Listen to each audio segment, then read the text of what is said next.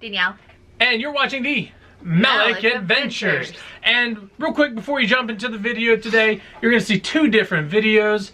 The same type of video, just from two different perspectives. And two different times. Two different times, yeah. One in the morning, one in the evening, afternoon-ish. So we're talking about the parade at Magic Kingdom. This is both on the day after Christmas, 26th. And before you watch the video, we have just a few tips that we want to share with you on what we think is the best way to see the best part of the parades. So tip number one is make sure you get there early. About 45 minutes to an hour. Yeah, I know it's a lot of time, but if you really want that good spot, make sure you get there with plenty of time. Number two, find a corner spot. Corner spot is going to be better for the angle of seeing the whole parade, especially if you're recording, and that way you can kind of avoid people kind of jamming in. Yeah. And now we're going to talk about our best spots. In the first video is where we think is the best spot. And if you look at the map right here, you can see it's going to be in Frontierland by the Frontier Trading Post. The arrow is pointing to where it is. And then in the other video, if you're watching that one, that's our second best spot. It's actually on Main Street, so look at the map.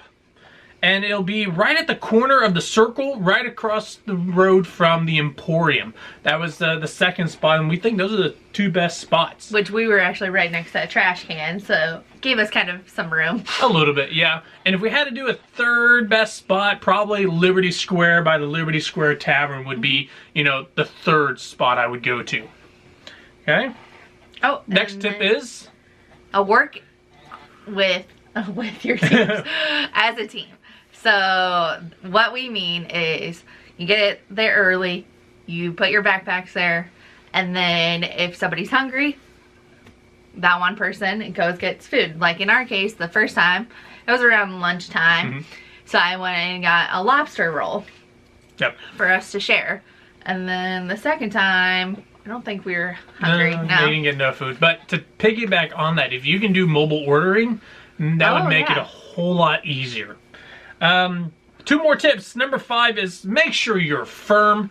There's a lot of people that try to get there at the very last minute, and they will try to shoulder shrug their way in.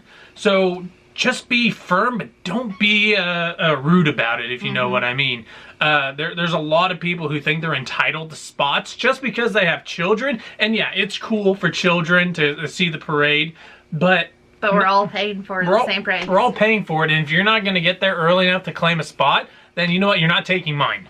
So I don't want to sound rude about it, but if I sat there for all that amount of time and I followed all my previous tips, I'm going to make sure that I keep my spot. And we actually had one person try to nudge us our way out, and you'll see that in the first video a little bit.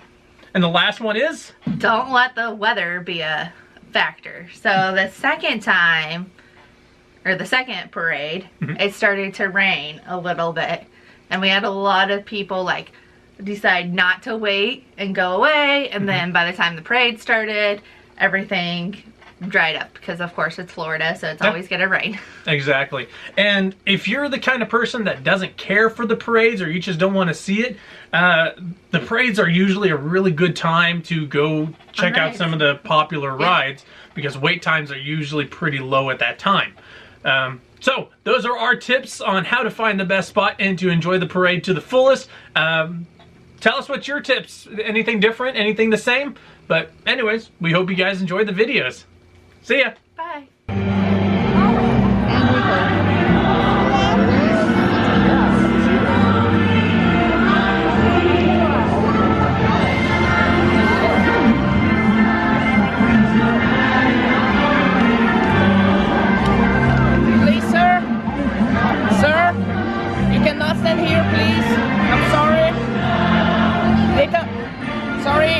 She cannot be here. Sorry. Thank you.